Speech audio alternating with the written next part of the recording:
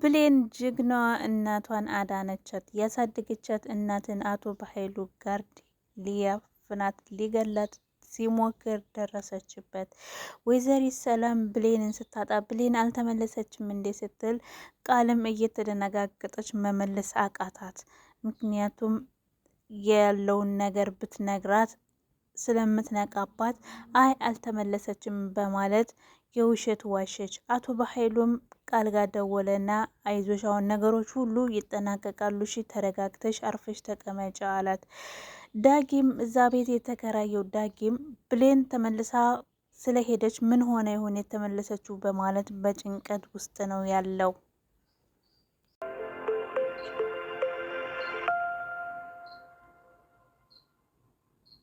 አሰላሙ አለይኩም ወራህመቱላሂ ወበረካቱ። ውድና የተከበራችሁ የቻናሌ ቤተሰቦች እንዴት ናችሁ? ደህና ናችሁ? እኔ ደህና ነኝ አልሐምዱሊላህ። በያላችሁበት ዓለም ዳርቻ ሰላማችሁ ብዝት ይበልልኝ። ይህ ቪዲዮ ሲደርሳችሁ ላይክ፣ ሼር፣ ሰብስክራይብ በማድረግ አበረታቱኝ። እንግዲህ ዛሬ ደግሞ በአዲስ ቪዲዮ አደራ ክፍል 5 ይዘን መጥተናል ማለት ነው። እስከ ቪዲዮ ፍጻሜ ብሌንም ቤት ውስጥ ስትሄድ ያየችውን ነገር ማመን አቃታት። እንዴት እንደዚህ ይሆናል? ቆይማ ለምንድን ነው እንደዚህ ሁሌ የምትፈታተነን? ምን አረግን? ቆይ አንተ ለምንድን ነው እኛን ሰላም የማሰጠን? ደግሞ ዛሬ እናቴን ደግሞ ልገልብኝ ነው? ባለፈው ዕለት እንደዛ አደረግ ድጋሚ። አረ እንደው ምንድን ነው የሚሻላችሁ? በማለት ብሌንም በጣም ተናደደች። ወይዘሮ ሰላም ቤት ውስጥ ስትመጣ ሰላም ብሌን የለችም። ቃልን ብሌን የለችም እንዴ አልተመለሰችም ስትላት እሷም ተደናግጣ እውነቱን ላለመናገር ስትል አዎ አልተመለሰችም ብላ ተናገረች። ነገር ግን እንደዛ ሳይሆን እውነቱ እናቷ ያሳደገቻት እናቷን አግኝታ ነይ አብረን እንሄዳለን በማለት ነበረ ወደ ቤት የተመለሰችው። ብሌን ተመልሳ በመሄድ በጣም ተጨንቋል ዳጊ። ምክንያቱም ድጋሚ ልቧን ሰብሮታል። እያወራት እያለ ሊያስረዳት ሲል ቃል ስትወጣበት አሁንም በውሸት ሌላ ነገር ብሎ ነው ከሷ ጋር የተለያየው የነበረው። ብሌንም እናቴን አገኘሁ ብላ በደስታ በጣም እየጦዘች ነው። ምክንያቱም እናቷን ለ10 ዓመት አታት ነበረ። እናቷን ለመጠየቅ እንግዲህ ለምንድን ነው ይሄን ሁሉ ትታኝ ሄደችው? ይሄን ሁሉ አመት እንዴት ቆየች? ለምን ጥላኝ ሄደች? በማለትም ጥያቄ ብዙ አይምሮ ውስጥ አለ።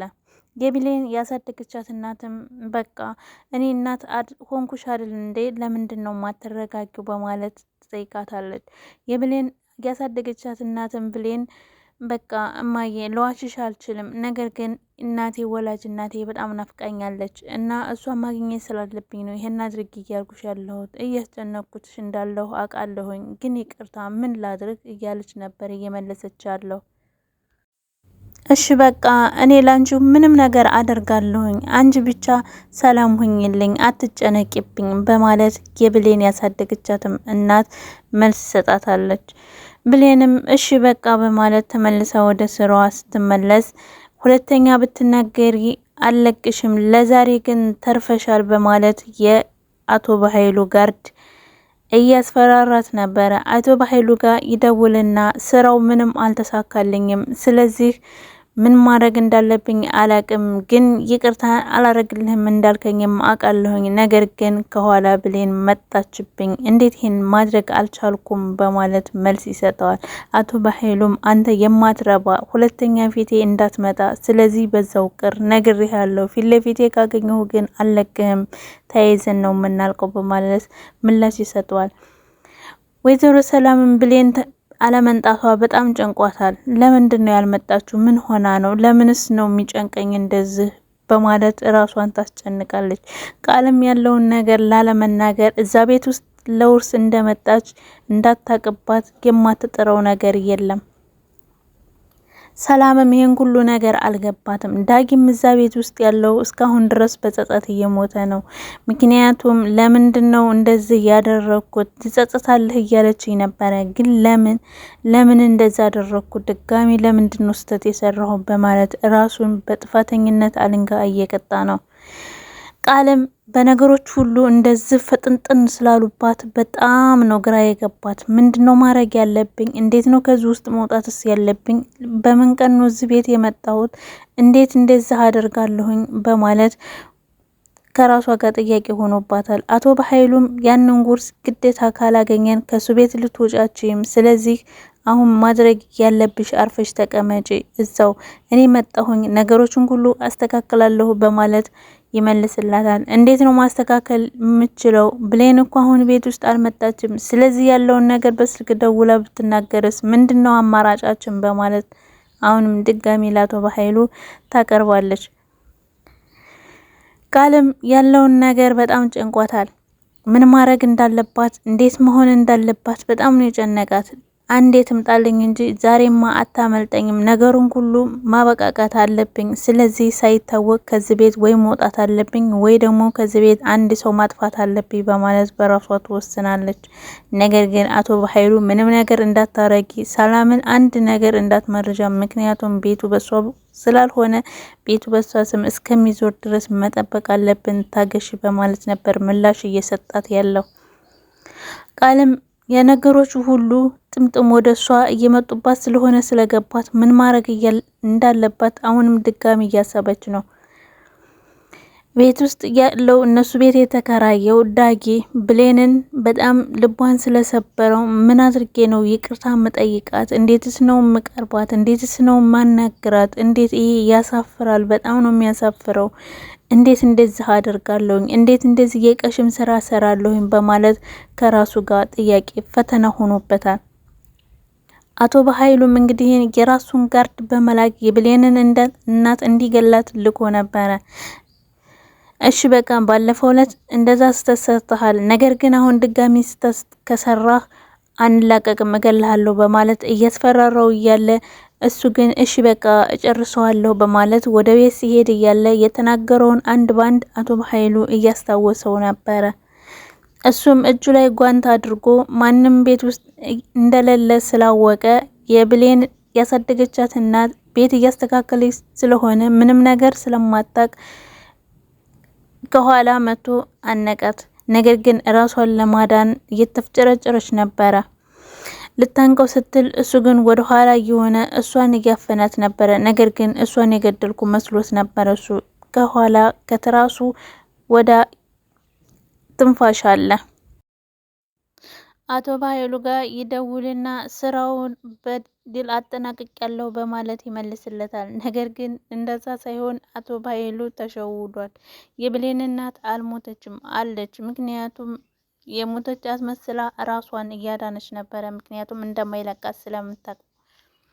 አቶ በኃይሉ ጎበዝ እኮ ነው፣ አንበሳ እኮ ነው፣ ስለምኮራብህ እኮ ነው እንደዚህ አድርግ እምልህ፣ ስለዚህ መገናኘት እንችላለን ዛሬ በማለት እየመለሰለት ነበረ።